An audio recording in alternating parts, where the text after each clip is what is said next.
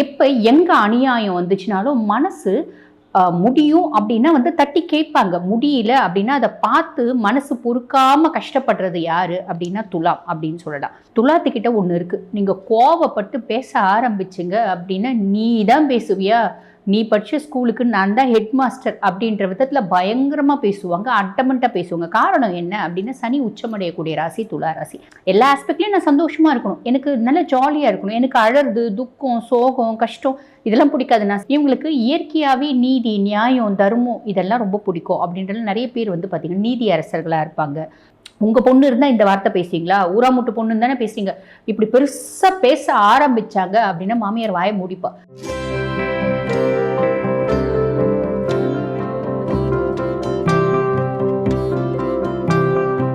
வணக்கம், நான் டாக்டர் தீபா லலன். இன்னைக்கு நம்ம என்ன டாபிக் பற்றி டிஸ்கஸ் பண்ண போகிறோம் அப்படின்னா துலா ராசி பெண்கள்.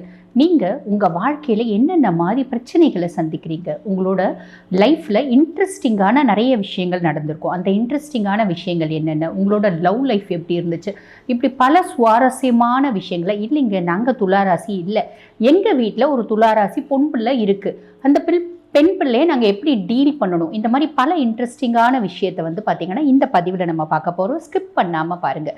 பொதுவாக துளாராசி பெண்கள் உங்களை பற்றி சொல்லணும் அப்படின்னா பாருங்கள், துலாம் நீங்கள் சிம்பிளே பார்த்தீங்கன்னா ஒரு தராசு இருக்கும். எப்படி நான் அறம் சார்ந்த ராசி, நீதி நேர்மை நியாயம் தர்மம் இது எல்லாத்தையும் பார்த்தீங்கன்னா கடைப்பிடிப்பேன் அப்படின்னு சொல்லக்கூடிய பர்சனாலிட்டிஸ் யார் அப்படின்னா துலாம். எப்போ எங்கே அநியாயம் வந்துச்சுனாலும் மனசு முடியும் அப்படின்னா தட்டி கேட்பாங்க. முடியல அப்படின்னா அதை பார்த்து மனசு பொறுக்காம கஷ்டப்படுறது யாரு அப்படின்னா துலாம் அப்படின்னு சொல்லலாம். தப்பி எங்கன்னா ஃபேமிலியிலே இருக்கு அப்படின்னா கூட நியாயமா தட்டி கேட்பாங்க பெரும்பாலான துளாராசி பெண்கள் அப்படின்னு சொல்லலாம். சரி, இப்போ இந்த துளாராசி பெண்களை பற்றி வேற என்ன நம்ம சொல்லலாம் அப்படின்னா சுக்கிரம் ஆதிக்கம் பெற்ற பர்சனாலிட்டிஸ் அப்படின்றதுனால சுக்கிரனோட ஆதிக்கம் இருக்குது, ராசியாதிபதி சுக்கிரன் தான். அதனால துலாம் பாருங்க ஒரு சில்லுன்னு ரொம்ப லவ்வபிளா ரொம்ப ரொமான்டிக்காக ரொம்ப ஒரு வசீகரத்தன்மையோடு இருக்கக்கூடிய பெண்கள் அப்படின்னு சொல்லலாம்.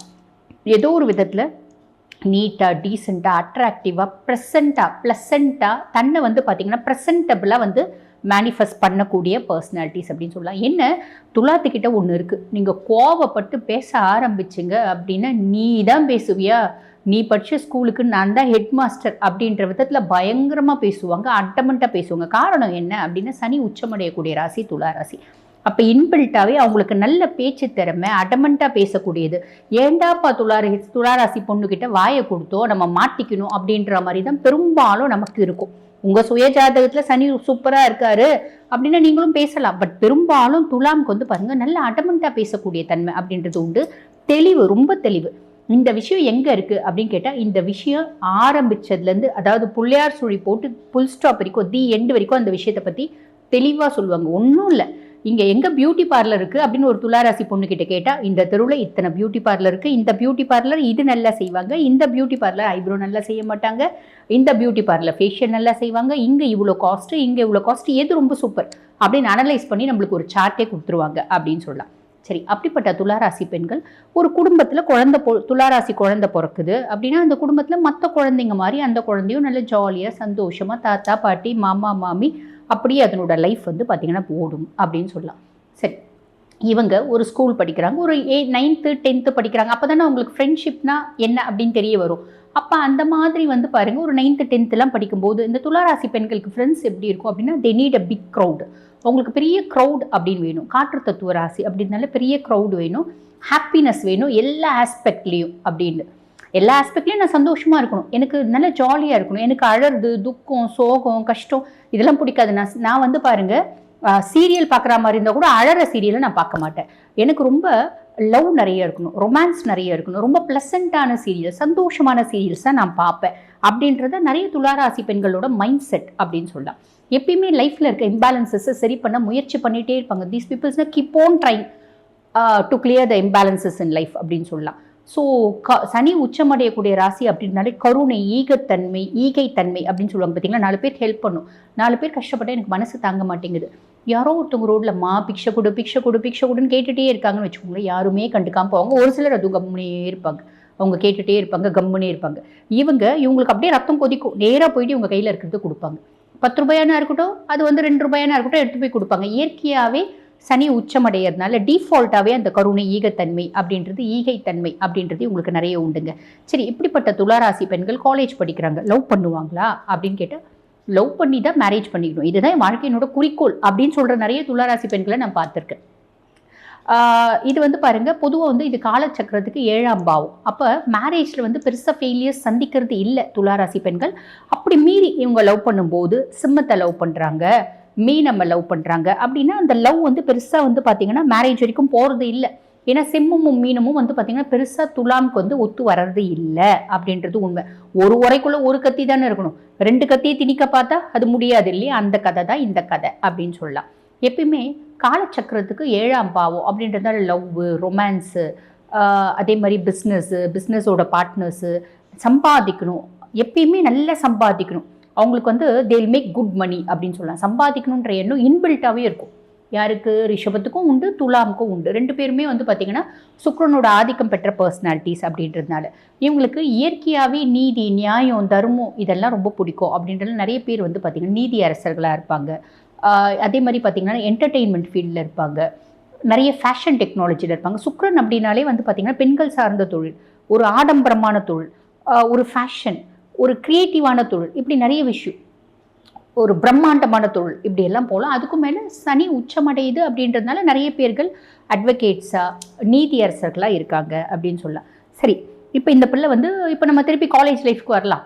காலேஜ் லைஃப் இந்த பிள்ளை வந்து லவ் பண்ணுமா? நான் தான் முன்னமே சொன்னேன், லவ் பண்ணி கல்யாணம் பண்ணிக்கிறது என் வாழ்க்கையினோட குறிக்கோள் அப்படின்ற ஒரு மைண்ட் செட் அந்த பிள்ளைக்கு இருக்கும். அப்போ இந்த பிள்ளை யாரை பார்த்து லவ் பண்ணும்? ஒரு பையனை பார்த்தா உடனே லவ் பண்ணிடுமா? அப்படிலாம் கிடையாது. ஒரு பையனை பார்த்தா இந்த பொண்ணுக்கு எப்படி பிடிக்கும் அப்படின்னா, பையன் ரொம்ப ப்ளசண்ட்டாக இருக்கும், ரொம்ப அட்ராக்டிவாக இருக்கணும், நீட்டாக இருக்கணும், டீசெண்டாக இருக்கணும், நல்ல ட்ரெஸ்ஸிங் சென்ஸ் இருக்கணும், பார்த்தா கண்ணுக்கு நல்ல குளிர்ச்சியாக இருக்கணும். அப்படிப்பட்ட பையனை இந்த பிள்ளைக்கு பிடிச்சி போயிடும். பிடிச்சிட்டா இந்த பிள்ளை என்ன பண்ணும்? உடனே வந்து அந்த பையனை லவ் பண்ணுமா? அந்த பையனோட குடும்பம், அவங்களோட குல கௌரவம் ஏதோ இருக்குது பார்த்தீங்களா, இந்த லொட்டு லொசுக்கு இதெல்லாம் அனலைஸ் பண்ணுமானா அதெல்லாம் அனலைஸ் பண்ணுறது இல்லை. பையன் நல்லா இருக்கான், எனக்கு மனசுக்கு பிடிச்சிருக்குன்னு ஓகே. இவங்க வந்து டைரெக்டாக போய் லவ்வை சொல்லுவாங்களா, இல்லை தயங்கி சொல்லுவாங்களா, இல்லை கடகம் மாதிரி தூது விடுவாங்களா, இல்லை ரிஷப் மாதிரி ஒரு சேட் பண்ணால் 100 சேட் பண்ணுவாங்களா அப்படின்னா, இவங்க வந்து பாருங்கள், ஃபஸ்ட்டு பேசுவாங்க, பழகுவாங்க, உங்கள் கூட டைம் ஸ்பெண்ட் பண்ணுவாங்க. டைம் ஸ்பெண்ட் பண்ணுறாங்க, பையன் சொல்கிறான் அப்படின்னு வச்சுக்கோங்களேன், அந்த பையனை ஆட்டோமேட்டிக்காக சொல்லிவிடுவான். ஏன்னா எல்லா ஒரு தகுதியும் இந்த பொண்ணுக்கு இருக்கும். அழகாக இருக்கும், அறிவாக இருக்கும், புத்திசாலியாக இருக்கும், நல்லா சம்பாதிக்கணுன்ற எண்ணம் இருக்கும், நல்ல குணமாக இருக்கும், இத்தனையும் இருக்குது. என்ன கொஞ்சம் நல்லா பேசும், பட் அது சண்டை வரும்போது தானே, அது தெரிய போகிறது இல்லைல்ல. லவ் பண்ணும்போது பெருசாக சண்டை வராது. அப்படியே சண்டை வந்தாலும் அது சின்ன சின்ன ஊடல்கள், உடனே கூடல் அப்படின்றது வந்துடும். பெரிய லெவலில் சண்டை அப்படின்றது வர்றது இல்லை இல்லைங்களா? ஸோ அந்த பையனுக்கு பெருசாக தெரியாது இந்த பிள்ளை பயங்கரமாக பேசுவா அப்படின்னு. அப்போ அவன் ஃபஸ்ட்டு லவ் வந்து சொல்கிறான், அதுக்கப்புறம் பேசுகிறாங்க, பழகுறாங்க, கொஞ்சம் டைம் எடுத்து எனக்கு ஒன்று பிடிச்சிருக்கு அப்படின்றத ஹானஸ்ட்டாக ஒத்துப்பாங்க. மறைச்சி அப்படின்னா சொல்ல மாட்டாங்க, எனக்கு ஒன்று பிடிச்சிருக்குன்னா பிடிச்சிருக்கு அப்படின்றத சொல்லிவிடுவாங்க. அதுக்கப்புறம் இந்த லவ் லைஃப் மேரேஜ் வரைக்கும் போகுமா? பெரும்பாலும் துலாம் லவ் பண்ணுறவங்களே கல்யாணம் பண்ணிப்பாங்க. கல்யாணம் பண்ணிட்ட பின்னாடி அவங்களோட லைஃப் ஸ்டைல் எப்படி இருக்கும்? துலாமுக்கு எப்பயுமே வந்து கொஞ்சம் நல்ல கம்ஃபர்ட்டாக இருக்கணும், எல்லா மனதளவுலையும் சரி, உடல் அளவுலையும் சரி. அதே மாதிரி எனக்கு வாழ்வியல் அளவுலையும் எனக்கு கொஞ்சம் கம்ஃபர்ட் வேணும் அப்படின்னு ஆசைப்படுவாங்க.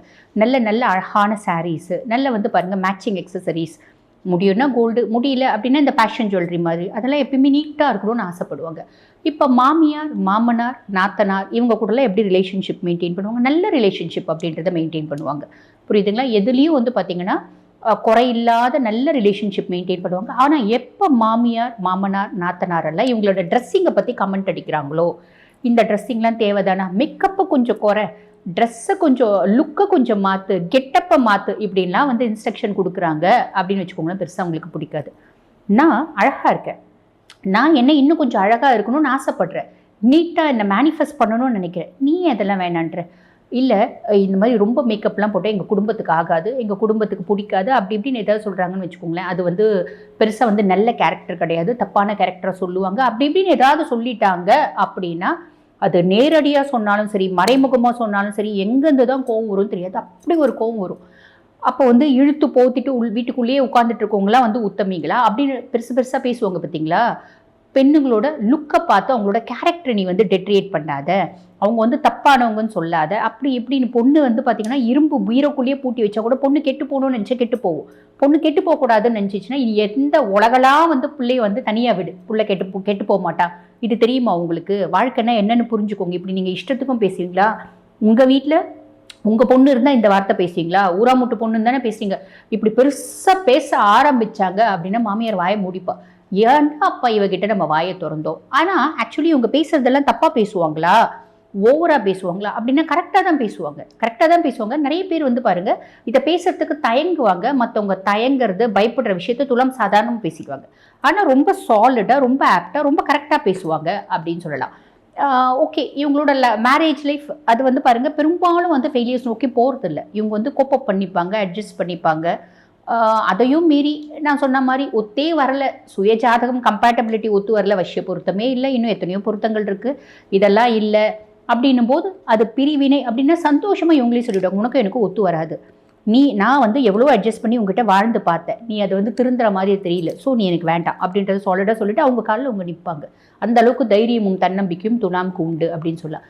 மைனஸ் இவங்களுக்கு ஏதாவது இருக்கா? பொதுவாக வந்து பாருங்கள், இந்த துலாம் பல தலைமுறைக்கு சொத்து சேர்த்து வைக்கிறது, பணம் பண்ணணுன்ற எண்ணம் ரொம்ப ஜாஸ்தி இருக்கும். ஒரு பொம்பளை பிள்ளை பிறந்துச்சுன்னா அந்த பொம்பளைக்கு கொஞ்சம் கொஞ்சமாவது சேர்த்து வச்சு நகை நட்டு நிறைய வாங்குறது. என் பிள்ளை நான் 100 பவுன் போட்டு கட்டி கொடுக்கணும், என் பிள்ளையை பிரம்மாண்டமாக கட்டி கொடுக்கணும், எனக்கு ஒரு வீடு கட்டணும்னா கூட நல்ல ஒரு பெரிய வீடாக இருக்கணும், எனக்கு லக்ஸரியஸாக வீடு வேணும், அதுக்காக மற்றவங்க காசை ஆட்டையை போட்டு கட்டுறதில்ல, நான் சம்பாதிச்சு நான் கொஞ்சம் கம்ஃபர்ட்டாக வாழணுன்ற எண்ணம் ஆல்மோஸ்ட் எல்லா துலாமுக்குமே இருக்கும் அப்படின்னு சொல்லலாம். புரியுதுங்களா?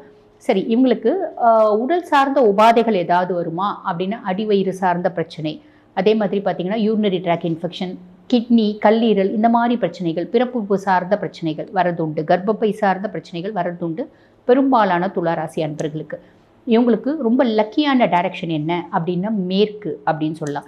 இவங்களுக்கு ரொம்ப ஃபேவரபிளான கலர்ஸ், லக்கி கலர்ஸ் என்ன அப்படின்னா white, sky blue, pink, ocean blue, பிஸ்தா, அந்த மாதிரி லைட் கலர்ஸ் எல்லாமே வந்து பார்த்திங்கன்னா ரொம்ப ஃபேவரபுளாக இருக்கும் அப்படின்னு சொல்லலாம்.